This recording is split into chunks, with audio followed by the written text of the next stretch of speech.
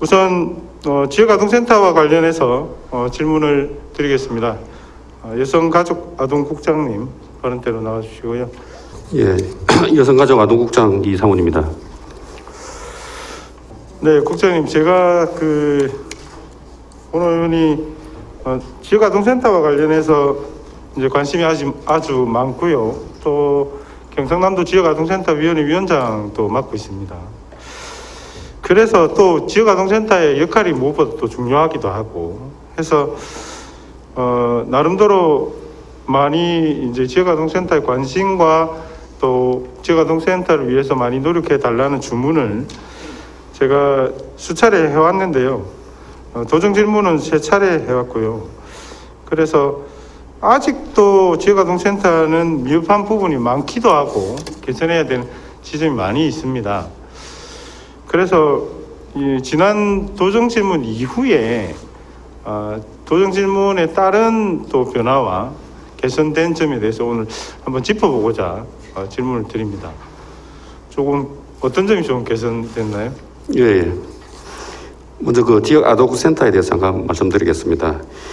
지역아동센터는 저소득계층 아동과 맞벌이 가족 아동 등 방과 후 돌봄이 필요한 아동의 건전 육성을 위해서 보호, 교육, 놀이 제공 등 종합적인 서비스를 제공하는 아동시설로 도내 현재 268개소 6,937명이 이용하고 있습니다. 2021년도 지역아동센터 총 예산은 306억 원으로 이중 운영비 지원, 특성별 지원 등의 국비 보조 사업으로 274억 원이 지원되고 있고, 도 자체 사업으로는 종사다 수단 지원, 추가 운전비 등의 총 30억 원이 지원되고 있습니다. 지난 6월에 의원님께서 도정 질문 이후에 우리 도에서는 복지부와 시도 회의 시 정부 차원에서 지역아동센터 종사자 인건비, 가이드라인 마련 등 처우 개선을 촉구한 바가 있고, 지난 1차 추경 시 보다 나은 급식 제공을 위해서 급식비 단가를 기존 5,000원에서 6,000원으로 정액한 예산을 확보하여 지역아동센터에 지원하고 있습니다. 그래서 현재 경남 지역아동센터에 대해서는 전국 시도 평균보다 다소 높은 수준의 추가 지원을 하고 있으며, 이런 박준호 의원님을 비롯한 도의회에서 많은 관심과 조언을 통한 효과라고 생각하고 있습니다. 앞으로도 지역아동센터가 보다 나은 방향으로 개선될 수 있도록 노력해 나가겠습니다. 네, 지역아동센터가 경남에 264개가 있죠. 여기 계시는 의원님들 지역구에 지역아동센터가 다 몇 개씩 정도 있을 겁니다. 의원님들께서도 지역아동센터에 많은 관심을 좀 부탁드리고요. 다시 한번 말씀을 드리면 지역아동센터가 어떤 수익을 이윤을 창출하는 어떤 그런 구조는 아닙니다. 2년 가까이 자부담을 통해서 지역아동센터의 지위를 부여받게 되고, 그런 이후에 운영을 해도 최저임금 수준의 인건비 정도밖에 지급을 받지 못하는, 그럼에도 불구하고 그런 지역아동센터를 운영하는 많은 분들이 계시고요. 그래서 우리 지역사회, 우리 사회가 일정 부분 담당해야 되는 어떤 그런 측면을 부담해주고 있는, 그래서 다시 한번 관심을 부탁드립니다. 식비 관련해서는 5,000원에서 6,000원, 그 다음에 추가 운영비도 그렇게 적극적으로 해주셔서 감사하다는 말씀도 드리고, 또 이번에 어린이 보호 차량 관련해서 차량 문제도 좀 문제가 많았는데 도에서 조금 적극 나서서 해결했다는 얘기를 들었습니다. 예. 조금 설명을 하시면. 네. 차량 개조 관련해서는 지난 2020년도 하반기에 도로교통법이 개정 시행됨에 따라서 지역아동센터 어린이 통학버스 구조 변경 신고가 의무화되었습니다. 저희들은 그에 따라서 지역아동센터에서 운행 중인 어린이 통학버스를 운영하기 위해서는 차체, 도색 및 하차 확인 장치, 보조 발판 설치 등의 차량 개조가 의무사항으로 되어서 2021년 8월까지 미완료 시기의 경우에는 운행 중지될 그런 상황이었습니다. 우리 도에서는 그 전수조사를 실시하고 민간 후원금을 4억 2,300만 원 정도 확보해서 개조가 필요한 지역안송센터 어린이 통학버스 175대 전부를 구조 변경 완료하여 정상 운행을 할 수 있게 되었습니다. 이번 어린이 통학버스 개조 사업은 그 민간 협치를 통해 전국 최초로 어린이 통학버스 개조 사업 100%를 달성했던 데 의미가 있으며 아동들에게 안전하고 중담 없는 그 통학버스를 제공하여 만족도 높은 그 돌봄 환경을 조성하였습니다. 국장님, 저는 이제 미리 이제 보고를 좀 받아서 내용을 알고 있습니다만 오늘 특별하게 질문을 한 이유는요. 이렇게 민과 행정이 함께 협업해서 나설 때 이렇게 원활하게 신속하게 해결될 수 있다는 점, 또 그렇게 적극적인 행정을 통해서 이렇게 문제가 되었다는 점에서 수고 많으셨다는 말씀 드리고 싶어서 질문했습니다. 수고 많으셨습니다. 네, 감사합니다. 네. 국장님께 질문을 마치겠습니다. 고생하셨습니다. 앞으로도 지역아동센터 관심 있게 또 많은 정책들 발굴도 하시고 잘 챙겨봐 주시길 당부 말씀드립니다. 예, 열심히 하겠습니다. 수고하셨습니다. 네, 이어서 동계스포츠 전지훈련과 문화재 관련해서 질문을 드리겠습니다. 문화관광체육국장님 바른 대로 나와주시기 바랍니다.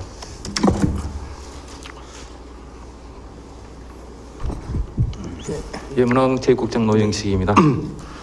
국장님, 우리 경남 지역은 아무래도 겨울이 좀 따뜻하니까요, 그죠? 예.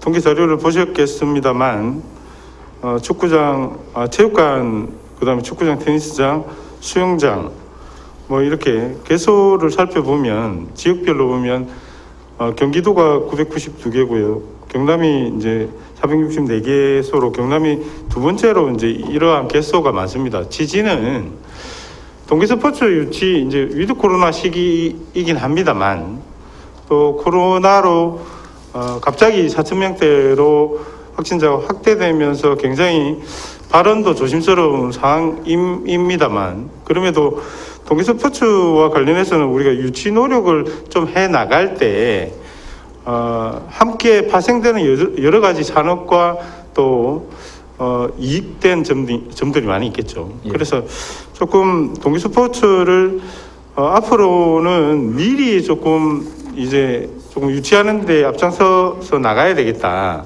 이런 취지에서 질문을 좀 드리는 겁니다.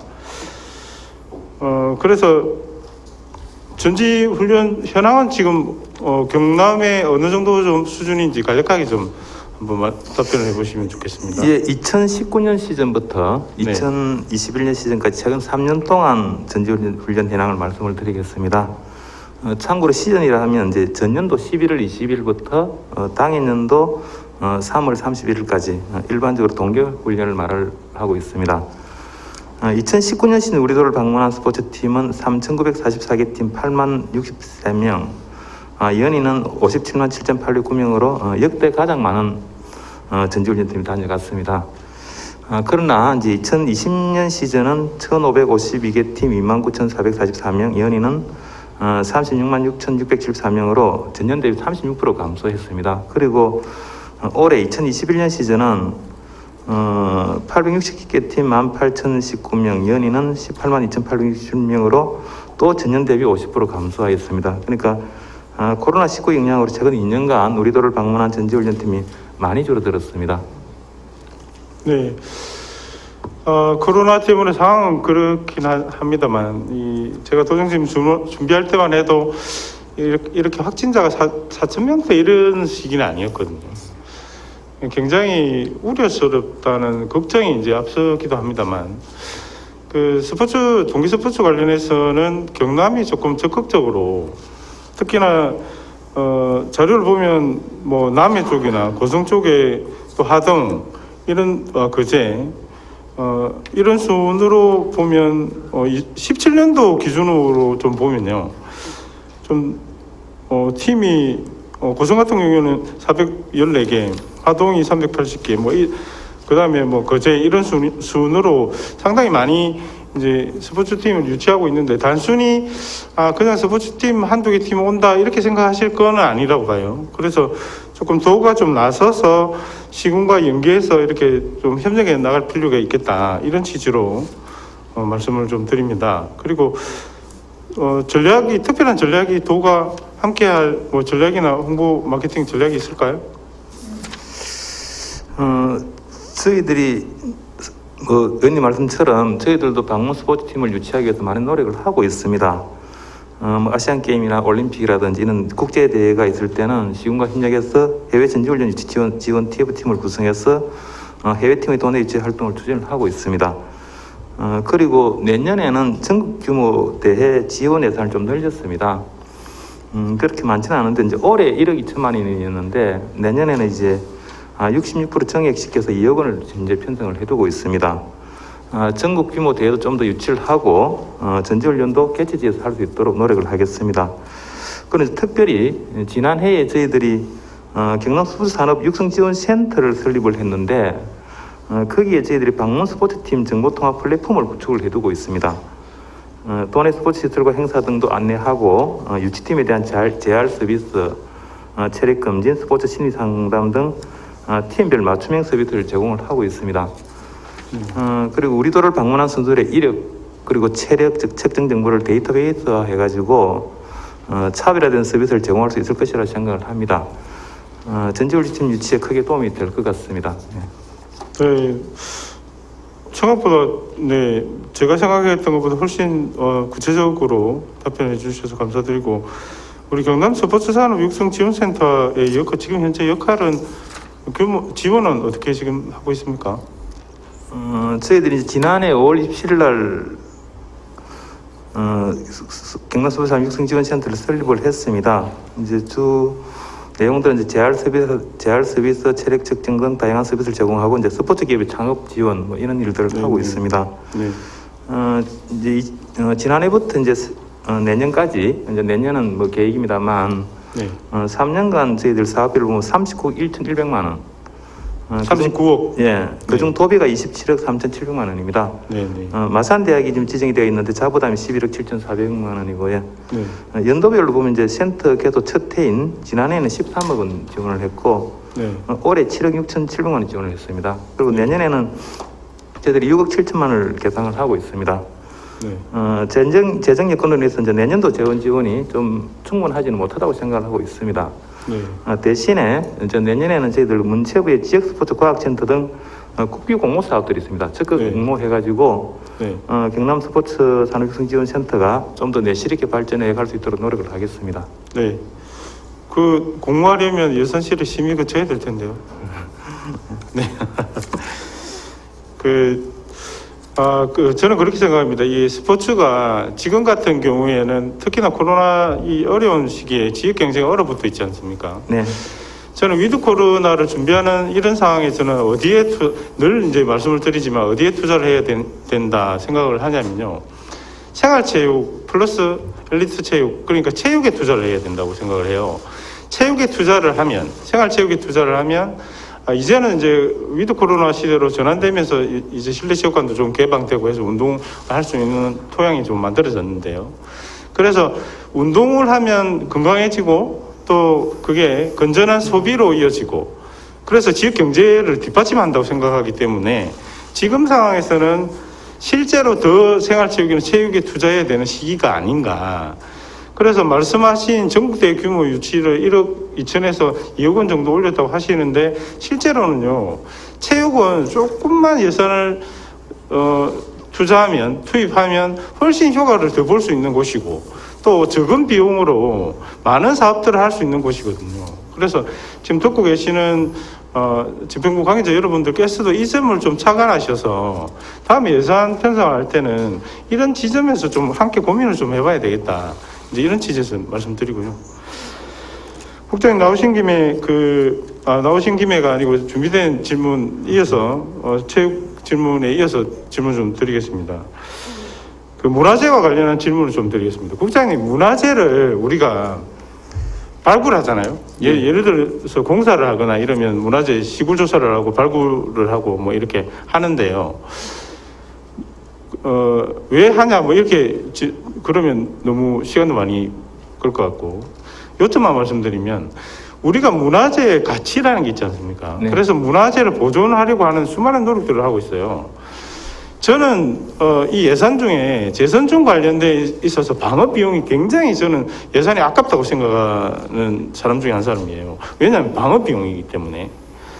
그런데 문화재와 관련돼 있는 비용은 저는 아깝지 않다고 생각해요. 이 문화재를 보존해야 되기 때문에. 그래서 내년도에 도지적 문화재 주변 정비 사업 관련해 있는 예산들은 그나마 흔히 얘기해서 예산실에 선빵을 했더라고요. 예산실에서도 이제 그 점을 좀 착안해서 반영한 것 같고. 예산실에서 많이 신경을 써주셨습니다. 네네. 그렇기도 하고 국장님도 수고했다는 말씀 드립니다. 수고하셨다는 말씀 드리고요. 그래서 앞으로도 조금 이런 공감을 우리가 함께 가질 필요가 있습니다. 국장님. 이 국장님께서는 이제 문화재에 대한 관심도 많으시고 또 담당 국장이시긴 하지만 그렇지만 문화재를 우리가 보존하는 데 대해서는 예산을 어느 정도는 계속 가지고 와야 된다. 이것도 경직성 경비 형태로 고민해야 된다. 이런 지점에서 말씀드리고요. 그리고 호국 불교 관련해서 제가 질문을 좀 드리고자 합니다. 국장님, 제가 386회 때 도정 질문 때도 말씀을 좀 드렸고요. 사명대사 업적에 대해서는 누구보다 잘 아실 테고 우리 여기 계시는 의원님들께서도 다 잘 아시리라 생각합니다.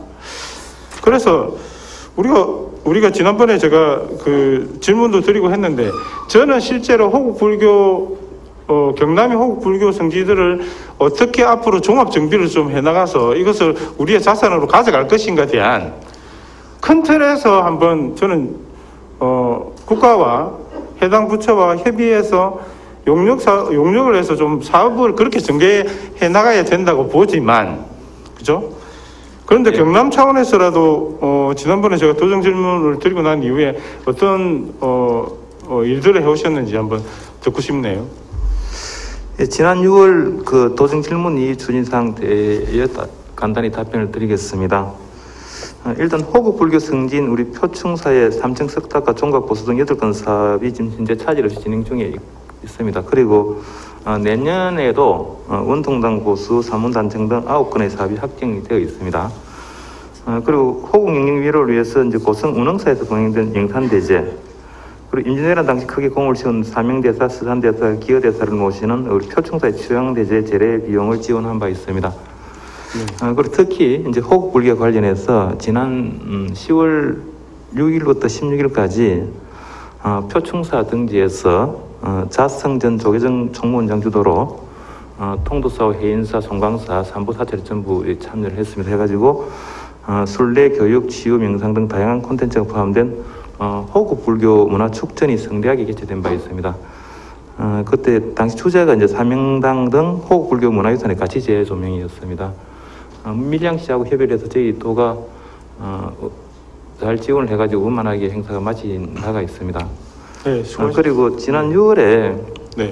그 문화유청에서 이제 그 2022년 문화유산 역사 문화 기념관 건립 사업에 대한 수요 조사가 있었습니다.